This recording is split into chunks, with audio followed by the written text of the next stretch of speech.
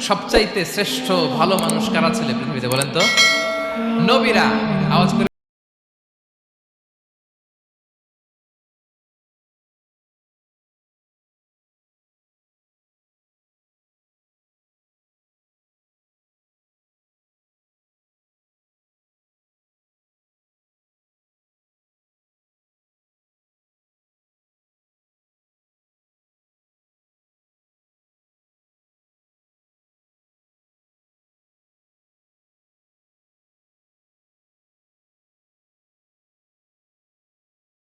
নবীরা।